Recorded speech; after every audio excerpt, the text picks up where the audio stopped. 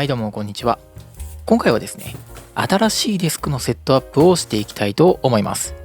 メインのデスクはウォルナットと黒デバイスで作っていまして、めちゃくちゃ気に入ってはいるんですが、贅沢な話ね、少し気分を変えて、ちょっと違うテイストのデスクも作ってみたいなと思ってしまいまして、撮影のバリエーションも増えるからいいかなと思っていろいろ計画していたところ、ちょうどですね、パームワーク様よりお声掛けいただきまして、昇降式のデスクのレビューをさせていただけることになったので、こちらをご紹介しながら一からねデスクを作っていきたいと思います。話している合間もですね、黙々と組み立てをしているんですけれども、組み立て自体は割と簡単でして、ボルトの種類も少ないですし、工具もね一つついてくるので、それで全部組み立てすることも可能です。ただ付属でついてくる工具だとボルトをね回しづらい箇所もあったりしたんで、動画ではね自前の工具も使っています。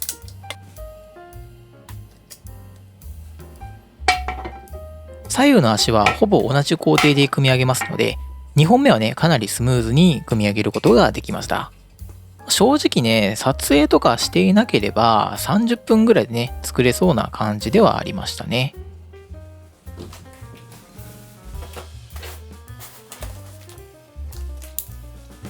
そしてパームワークさんの特徴の一つなんですが、天板裏にあらかじめナットがですね配置されていて、ここに合わせて昇降式の足やオプションパーツを設置することができますので、自分で穴開かなくてもいいんですよね。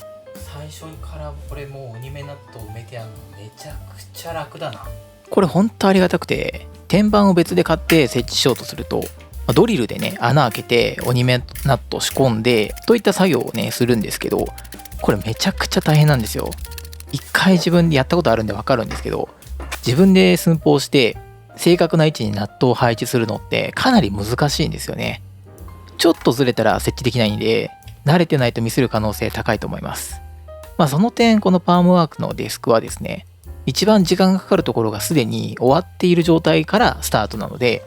その点やっぱ組み立てがとても簡単なのかなと思います。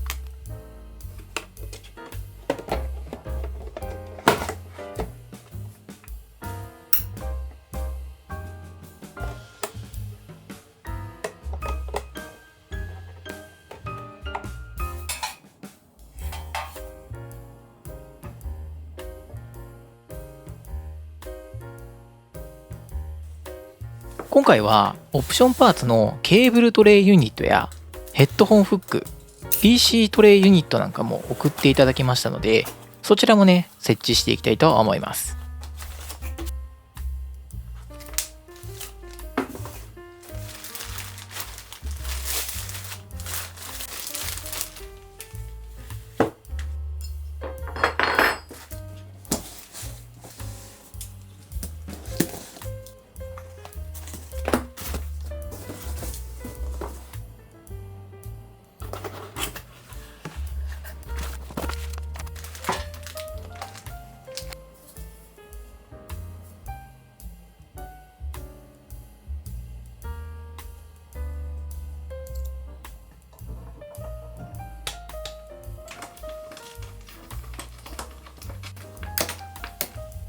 ただ実はですね、オプションユニットにキャスターがないんですよね。なので今回は自分で互換品を購入して準備しておりました。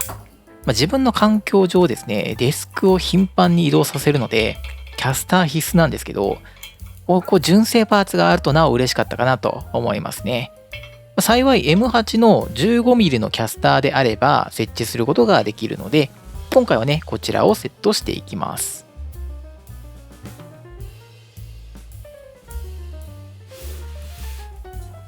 手伝ってくれる人がいないので一人でやっちゃってるんですけど、デスクの重量は足だけで約 24kg、 天板が約 15kg となっておりますので、設置する際には必ず2名体制で作業いただくようお願いいたします。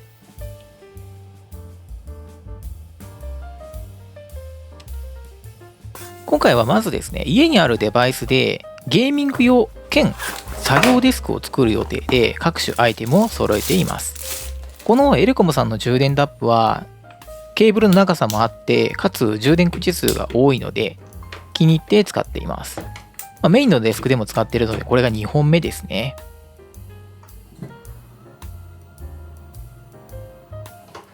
オプションのこのケーブルトレイは緩い配線整理でもすっきり見えますので、かなりおすすめです。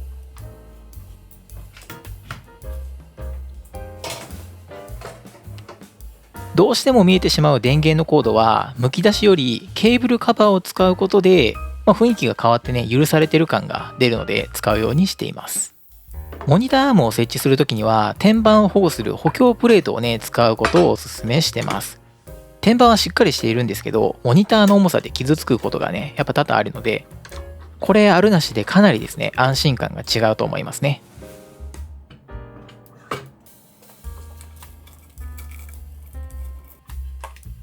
サブで使っているゲーミングノート PC をクラムシェルで使えるようにしたかったので、ベンキュー GR10 を使って、ドッキングステーションもね、設置をしていきます。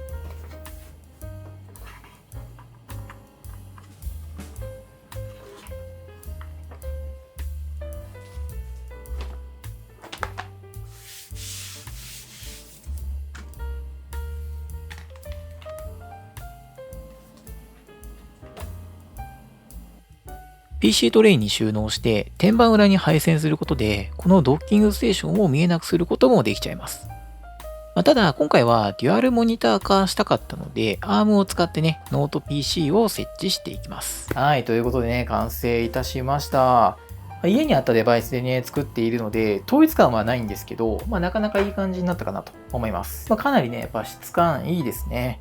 無垢のラバーウッド材が使われていて、ウレタン塗装されているので、水にも強く、手入れもしやすいね、天板になっていますね。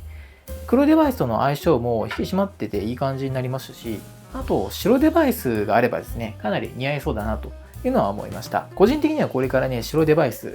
なんかいいのないかなと探してみたいなと思っています。はい。では、ここからはですね、せっかくなので、昇降式デスクの導入のメリットだったりとか、あと選び方っていうところもね、お話をしていければなと思ってます。昇降式デスクって意外と賛否両論というかですね、いらないよという方も中にはいらっしゃるんですけれども、自分はですね、使い始めてから約3年ぐらい経ちますけれども、めちゃくちゃ恩恵受けてます。ほぼね、毎日1回はですね、高さ変えていて、例えば商品撮影の時、ライティングとかの角度に合わせて、デスクの方の高さを変えたりすることもね、あります。正直ね、三脚の高さを変えるよりも、デスク動かしちゃった方が楽なんですよね。あと、やっぱ眠たい時とかにね、立って作業するとかなりはかどりますね。はい。そんな便利な電動昇降式デスクなんですけれども、今ね、各社さんからいろんなモデルが発売されておりまして、正直どれを選べばいいか悩んでいる方も多くいらっしゃるのかなと思います。で、そんな方にぜひね、押さえておいてほしいポイントを紹介します。それがですね、いかに低くできるかという部分ですね。これなんでかっていうと、電動昇降式デスクはモデルによってはですね、昇降できる幅に違いがありまして、一般的に安価なモデルはですね、その昇降幅が狭くってですね、高さがだいたい70センチぐらいからスタートのモデルが多いです。で、少しグレードを上げていただくと、60センチ近い低さから調整できるモデルっていうのが出てくるんですけれども、これね、ご自身の背の高さに応じて、座った時の適正な机の高さっていうのが変わるんですけど、例えば日本人男性の平均身長である172センチで考えた時に、約72センチぐらいが適正値というふうに言われています。これ70センチスタートの昇降幅だと、その時点でもうね、ギリギリなんですよね。72センチで、2センチしかないんですよ。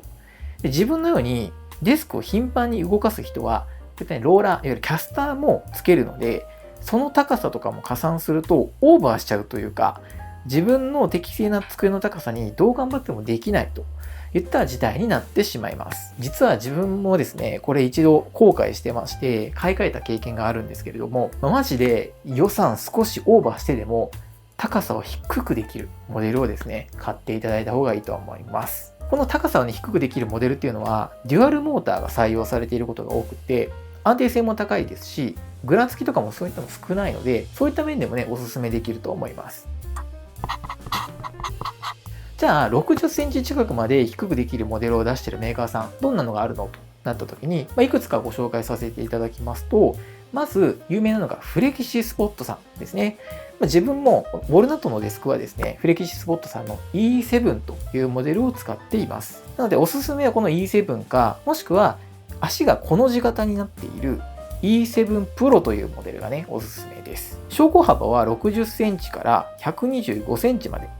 調整できて、価格は足だけでだいたい6万2000円ほど。で、選ぶ天板に応じて8万から15万ほどといった価格変動があるモデルになっています。メリットとしてはですね、電動昇降式デスクとしての完成度がすごく高くて、安定性や昇降幅の広さが十分なこと、また天板の選べるバリエーションがね、多いっていうところ。なので、自分好みのデスクを作りやすいっていうのがすごくメリットかなと思います。ただデメリットとしましては、各種純正のオプションパーツは一応あるんですけど、天板裏に自分で穴を開けて設置するタイプのものになりますので、ある程度 DIY というか、自分でドリル等の工具がね、使える方が対象になってくるので、その点が少しデメリットかなと思います。で、もう一つ紹介しておくとですね、バウフュッテさんというところから出ている電動スーパーゲーミングデスクという称号式デスクがあります。これがね、ミドルとハイの2つモデルがありまして、ミドルは高さなんと50センチから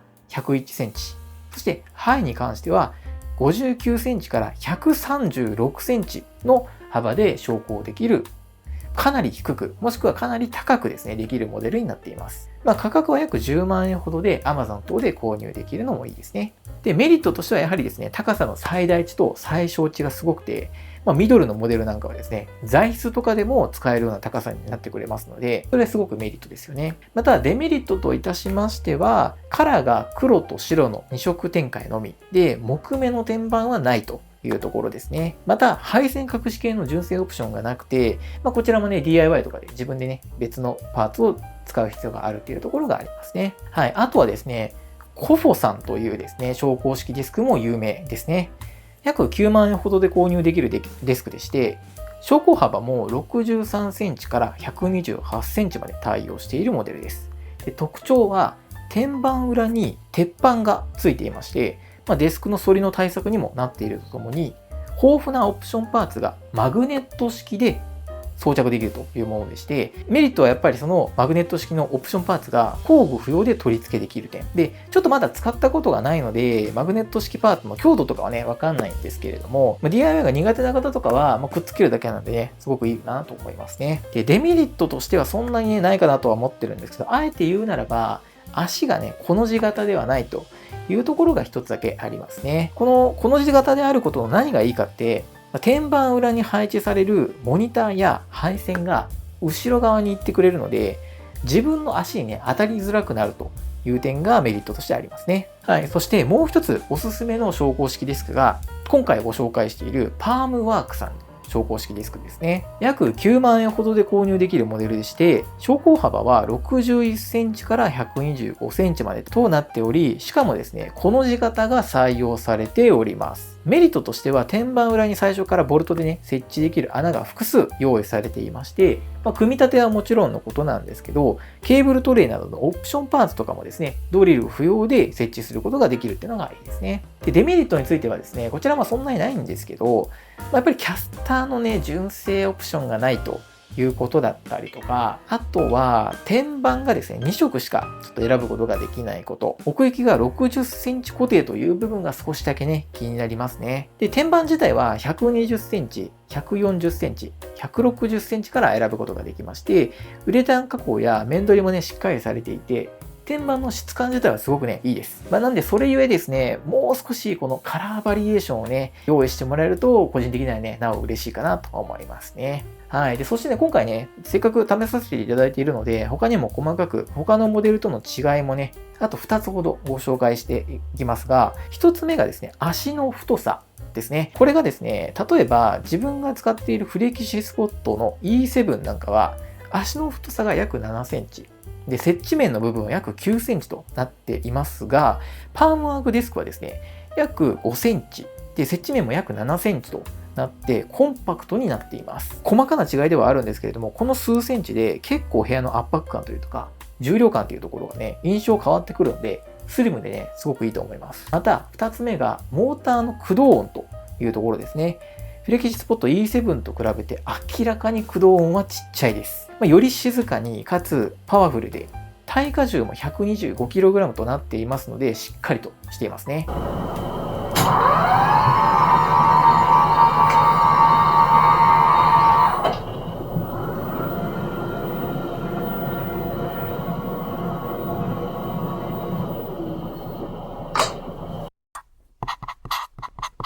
はい、ということでいかがでしたでしょうか。今回はですね、デスクセットアップということで、新たにパームワークデスクを導入させていただきました。電動昇降式デスクはね、どんどん今種類が増えていってまして、使い勝手のいいモデルがいろいろと出てるんですけれども、検討されている方はね、今日お話ししたポイントをぜひ念頭に置いていただいて、選んでいただけると良いかなと思います。特にですね、このパームワークデスクさんは、天板裏のオプションが豊富かつ、この字型採用のデスクになっていて、組み立ても簡単なので DIY が苦手な方にもおすすめですし、国内のメーカーで安心の5年保証もついているので、ぜひね、検討していただければと思います。こちらのチャンネルではこういったデスク周りのガジェットや撮影機能の紹介をしているチャンネルでございます。よければ高評価、チャンネル登録よろしくお願いいたします。また、コメントなんかもいただけますとすごくモチベーションになりますので、ぜひぜひよろしくお願いいたします。では、今日のところはこの辺で、また次回の動画でお会いいたしましょう。バイバイ。